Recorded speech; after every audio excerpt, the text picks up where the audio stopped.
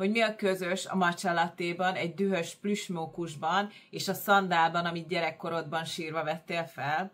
Nos, hát mindhárom a legmenőbb trendek között van 2025 nyarán, bármilyen meglepő is. Szóval, ha azt hiszed, hogy ez most egy szokásos nyári trend videó lesz a kiegészítőkről, a szalmakalapról, meg a szalmatáskáról, nagyon tévedsz, most tényleg a legforróbb témákat hoztam el nektek, amit zabál az internet. Szóval most 10 olyan nyári kiegészítőről lesz szó, ami szó szerint fölrobbant az interneten, és még most sem késő őket beszerezni, nem drágák többnyire, hogyha megtalálod a jó lelőhelyeket, és tényleg nagyon könnyedén feldobhatod vele a nyári gardróbodat, update-elheted a ruhatáradat. Közben rájöhetünk arra is, hogy nincs új a nap alatt, vagy csak mi lettünk öregek, nem tudom. Ajánlom, hogy maradj itt a végéig, hiszen a legmenőbb, a legforróbb kiegészítő a végén jön természetesen. Na, kezdjük is el. És komolyan, szerintetek volt olyan ebben az évben, olyan celeb, akit valaha valamikor ne kapott volna le egy paparazzi egy matcha itallal a kezében? A matcha most a legmenőbb ital, és egyben divat kiegészítő is. Milyen fura, mi? Mindegy, hova mennek, mindig ott van a kezükben ez a habos, zöld ital, és tényleg minden elképzelhető változatban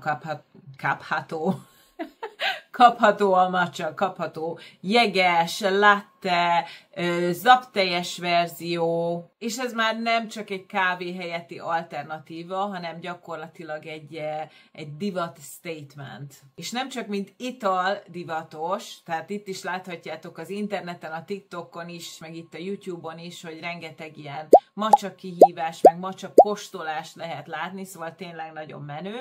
De ami érdekes, hogy nem csak mint ital, hanem mint szín is bekúszott a divat világába. Szóval nem csak jól mutat az Instán, de egy nagyon természetes és egészséges antioxidánssal teli italról beszélünk, de hát ugye gyönyörű színe van, és ezt is nagyon jól ki tudjuk használni a kiegészítők terén. És ráadásul most tényleg őrülten divatos. Szóval, hogyha matcha színű kiegészítő, matcha zöld színű kiegészítőt választasz, akkor biztosan menő lehetsz, tehát választhatod akár egy manikűrben is, egy kis selyemkendőben. Az előző videóban már beszéltem róla, hogy mennyire divatosak ezek a kis kendőcskék, bárhova köthetőek, de akár napszemüveg színben van vagy egy kis topban, vagy egy kis lebernyekben, a fürdőruha színében is. A matcha zöld az mindenképp egy jó választás lehet, úgyhogy érdemes kihasználni, italként is, hiszen pörget annyira, mint egy espresszó kávé, de tele van antioxidánssal és természetesen élénkít, de emellett becsempészheted a ruhatáradba is. Én imádom a matchát egyébként, érdemes kipróbálni.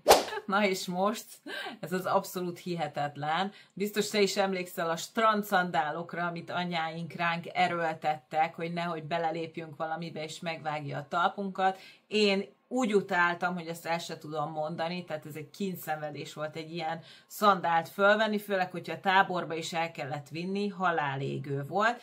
De hát mit ad Isten, ez most óriási divat. Tudod, erről az átlátszó műanyag cuccról beszélek, kis csatocskával hordtuk régen, és általában kék színbe, meg zöld színbe volt kapható, ha valakinek rózsaszín volt, akkor az már fú, nagyon-nagyon menő volt. És most a legnagyobb divat diktátorok áradoznak róla, a Miutól kezdve rengeteg nagy kifutón megtalálhatod ezeket a kis gumiszandálokat, úgy áradoznak róla, mint a retro modern csúcspontjáról. És most már nem csak a strandig merészkedhetünk benne, hanem bejöhet a városba is. Most már ez egy városi kiegészítő, ez a kis zselés gumiszandál. Glitteres verzióban, halvány pasztelben, erős pinkben, rengeteg változatban kapható, és őszintén szólva még mindig egy kicsit így ráz a hideg, hogyha rágondolok, de közben meg rengeteg olyan outfit, ami van, amiben meg nagyon tetszik. Főleg amikor klassz színkombinációkban látom, tehát úgy kifejezetten tetszik másokon, de nem tudom elképzelni, hogy vegyek magamnak egy ilyet, még, lehet nyár végére meggondolom magam a kiárusításoknál, de egyelőre még nem vagyok elég merész, hogy egy ilyet vegyek, de másokon mondom, nagyon tetszik. Kíváncsi vagyok, hogy nektek mennyire jön be, hogy ti vennétek-e ilyet, írjátok meg a kommentbe. Egyébként nézzétek meg a TikTokon, rengeteg ilyen gumiszandál felpróbálós videó van, ilyen haul videók, ahol a komment szekcióban mindenki gyerekkori traumákat dolgoz fel, úgyhogy nem csak bennem él ez az emlék ilyen mélyen, hanem más nőtársainkban is. Vajon benned is? Vajon benned is ilyen mély nyomot hagyott? Egyébként nagyon sok helyen be lehet már szerezni, nem kell egy Miu verziót venned méreg drágán, már tényleg a fast fashion boltokban, sőt a Sheinen meg a Temun is meg lehet találni őket. Ezek nem azok a kiegészítők, amikhez ilyen óriás minőséget kapcsolunk, úgyhogy nyugodtan válasszál egy olcsóbb verziót is, hiszen ez csak egy fröccsöntött műanyag szandál, mindegyik ugyanaz. Emlékszel még erre? Hát ez is nosztalgia, amikor a darázs szemüvegek voltak divatosak, a darázs napszemüvegek, és az anyáink azok mindig cikiztek, hogy úristen, kivesz fel ilyen őrült futurisztikus szemüveget. Hát most ismét ez a divat, nincs új a nap alatt, hát ez van. Szóval újra a 2025-ös napszemüveg divatban, a terminátoros, darazsas napszemüveg most nagyon menőek, de egyébként sokféle napszemüvegtrend van, úgyhogy nem muszáj neked is ilyen futurisztikus fazont választanod, hogyha nem állsz erre készen. Választhatsz Matrixosat is. A Neónak a napszemüvegét, tudjátok, ezt a kis keskeny típusú fazonú napszemüveg, ez is nagyon divatos, ez már egy kicsit könnyebben hordható, de ezek az extrém cica fazonok is nagyon menőek, ami nekem egyébként nagyon-nagyon tetszik. Tényleg egy kicsit extrém, egy kicsit exkluzív, egy kicsit őrült, egy kicsit bolond, de mindemellett nagyon nőies, úgyhogy nekem ez az egyik kedvenc fazonom. A Neós is nagyon tetszik egyébként. Rengetegféle színben lehet vásárolni, szóval nem muszáj a feketénél maradnod, lehetsz bátrabb, de a sárga lencsés napszemüvegek azok is most nagyon népszerűek, és csempésznek egy kis napfényt, egy kis melegséget a mindennapjaidba, akkor is, hogyha nem süt a nap. Úgyhogy válaszd ki azt, ami neked tetszik, most tényleg aztán lehet mondani, hogy van választék. Bocsánat, hogy megzavarom ezt a videót, de lehet, hogy még először jársz itt ezen az oldalon, és nem találkoztunk, úgyhogy gyorsan bemutatkozom. Én Virág vagyok, sminkes és stylist, jelenleg Stockholmban élek, itt is dolgozom, és Svédország legnagyobb sminkiskolájában vagyok vezető sminktanár, amit imádok csinálni, és hogyha téged érdekelnek az ehhez hasonló divattal, stílussal kapcsolatos témák, akkor megkérlek, hogy iratkozz fel a csatornára, és nyomd meg a kis csengőcskét is, mert így nem maradsz le semmilyen klassz új videóról, márpedig a következő az nagyon izgalmas lesz, mert hogy a 2025-ös nyári hajtrendekről lesz szó, és szerintem egy nagyon izgalmas, sőt vicces videó lesz, úgyhogy nem bánod meg, hogyha feliratkozol, ezt megígérem. Előre is köszi. És ismét egy nosztalgia trend. Emlékszel a makraméra? Hát a nagymamáink csináltak belőle virágtartókat, meg ilyen kis falidíszeket, meg ilyen kis otthoni textíliákat. Hát most ebből a makraméből táskák készülnek. Lyukacsos, kézzel csomózott, átlátszó táskák, legyen szó pamutról, lenről, fonott szálakból készült táskákról. Ez most olyan szinten megy az interneten, hogy az valami hihetetlen, tehát lemehetsz benne a boltba is, és egy kis citromfityegővel mehetsz haza, de mehetsz vele a strandra is, vagy mehetsz egy kávézásra is a barátnőiddel, szóval minden alkalomra megengedett ez a kis makramé táska, és hát megmutathatod, hogy mi van a táskádban. Nem kell egy mi van a táskámban videót készítened, hanem mindenki látja, hogy mi van a táskádban.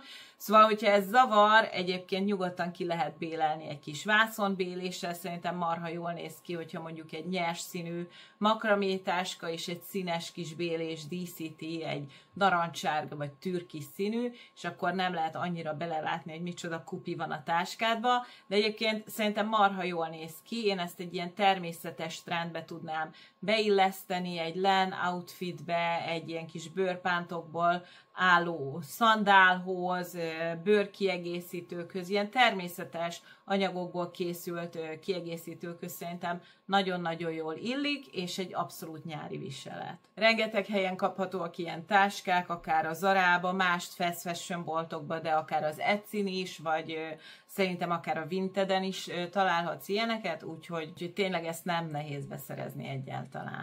Nemrég még ugye a kevesebb több, a minimalizmus, a quiet luxury volt ugye a fókuszban. Most ez egy kicsit megdőlni látszik, mert ezek a nagyon erős, feltűnő kiegészítők most nagyon-nagyon népszerűek, úgyhogy most a több elven működünk idén nyáron. A gyanta ékszerek azok pontosan szembe mennek ezzel a minimalista stílussal, és nem csak méretben, hanem formában, színben és textúrában is. Ezek az ékszerek akár egy kortárs művészeti kiállításon is szerepet kaphatnának, mert annyira egyediek. Hatalmas gyűrűk, szoborszerű karperecek, tényleg vastag, nehéz, színes, geometrikus formákkal díszített kis darabok, és tényleg elképesztő színekben, a türkisztől a macsazöldig, a pink, a narancs, opálkék, vagy ez a teknőc minta, szóval elképesztő jókat lehet kapni, de tényleg hát ezek nagyon-nagyon hangsúlyos darabok. És hogy miért imádják ennyire? Mert van benne valami felszabadító, valami nagyon-nagyon játékos, valami olyan, amivel tényleg ki tudod fejezni a személyiségedet, és a másik fele az, hogy tényleg a legegyszerűbb outfitet is baromira jól fel tudja dobni. Tehát itt tényleg nem kell semmi extra ruha hozzá, egy póló, rövidgatya kombóhoz is marha jól illeszkednek ezek a feltűnő ékszerek, szóval nem kell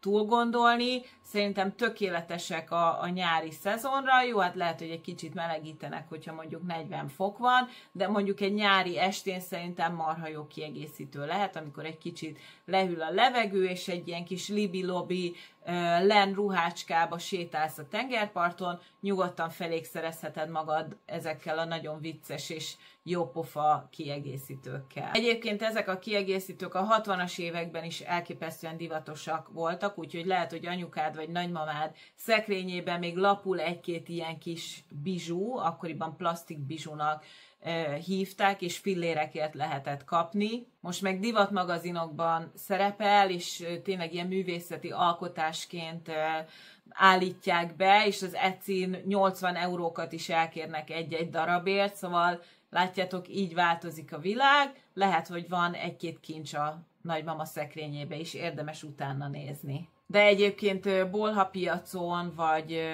ilyen, hogy hívják, ilyen régiségkereskedésbe, vagy vintage boltokba is érdemes megnézni, mert lehet, hogy ott még nem tudatosult bennük, hogy ez most mennyire divatos, és lehet, hogy ki tudsz fogni néhány nagyon jó darabot, vagy hát megint a Vintedet tudom javasolni, mert hát ott aztán tényleg nagyon jó áron lehet kifogni ékszereket. És beszéljünk egy kicsit a gyűrűkről. A Toi i moi, remélem jól ejtem, francián az nem a legjobb. Ez azt jelenti, hogy te és én. Ez egy gyűrű, ami gyakorlatilag a szerelmet szimbolizálja, ami két ember, két léleknek az összefonódásának a szimbóluma. Szóval eredetileg ez egyfajta szerelmi pecsét volt, a Toi i moi gyűrű, de manapság már nem kell, hogy megtaláld az örök szerelmet ehhez a gyűrűhez, hanem simán megveheted magadnak, és nem Toi i moi-nak fogják hívni, hanem moi i moi.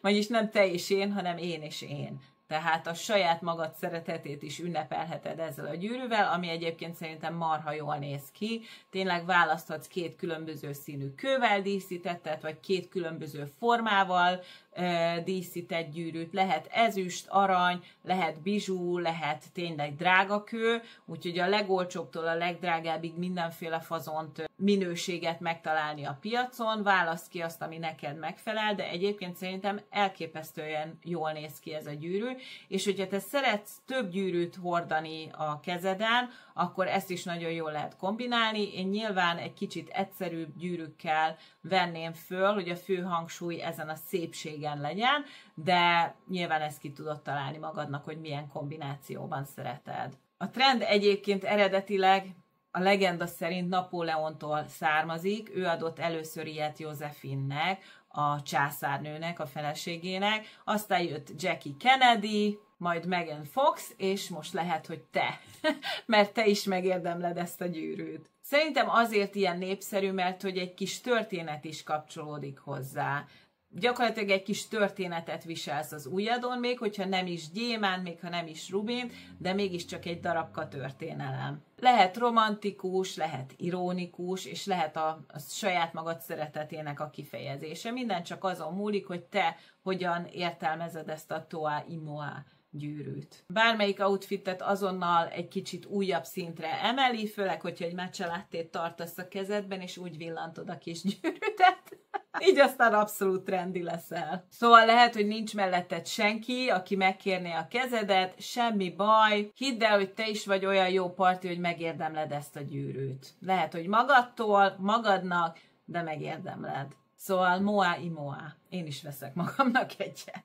Régen azért vettünk fel kalapot, mert féltünk attól, hogy napszúrást kapunk, most meg azért, hogy úgy nézzünk ki, mint egy francia filmsztár, aki Provence-ben Virginia Woolfot olvasgat a tengerparton. A széles karimájú szalmakalap az nem csak egy szimpla nyári viselet, ez egy nyári identitás. Olyan, mint egy stílusnyilatkozat nyáron, hogy én nem sietek sehová, majd megérkezem, amikor megérkezem. Sokkal fontosabb, hogy jól nézzek ki, mint hogy időben odaérjek.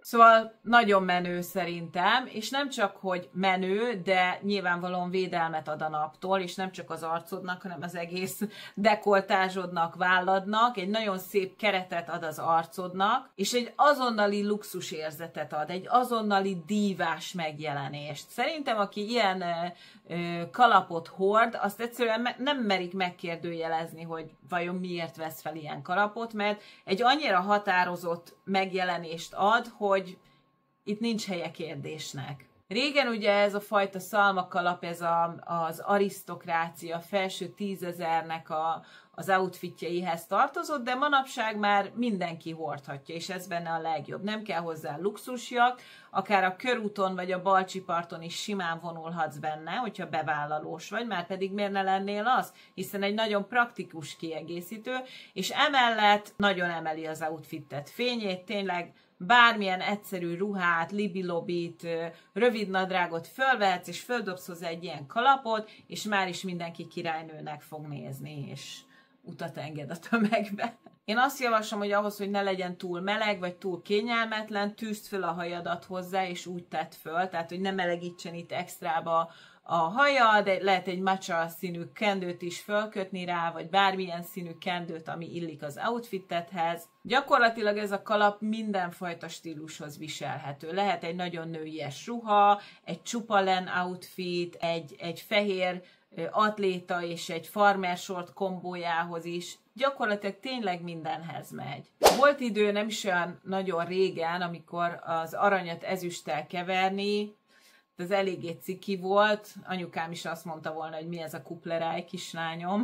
De hát ez van, itt van 2025, és a kupleráj az egy trend. És én részemről imádom. Szóval most már nem kell választani, hogy arany vagy ezüst, egyébként erről is beszéltem már egy korábbi videóban, de nem tudom kihagyni, mert annyira nagy őrület, hogy hát ezt nem hagyhatom ki a legmenőbb trendek közül. Szóval nem kell választanod, teljesen mindegy, hogy milyen a bőrszíned, nyugodtan viselj aranyat, ezüstöt, rózsaaranyat, platinát, minden, ami a csövön kifér, nyugodtan kevert, kavard úgy, ahogy az ízlésed megengedi. Ezért az nagyon fontos, hogy az összevisszaságban azért legyen valami rend, valami koncepció, tehát valami koncepció mentén próbáld meg felépíteni ezt a kis káoszodat, de mindenképpen nagyon nagy szabadságod van benne. És egyébként itt a finom ékszerekben is gondolkodhatsz, a quiet luxury, vagyis a csendes luxus típusú ékszerekben is, itt is nyugodtan keverheted a kis finom vékony láncokat, vagy karkötőket,